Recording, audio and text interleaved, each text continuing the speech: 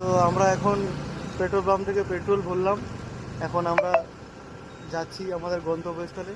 চলো আমাদের সাথে থেকো, দেখো আমরা আজকে তোমাদের অনেক কিছু শেয়ার করব।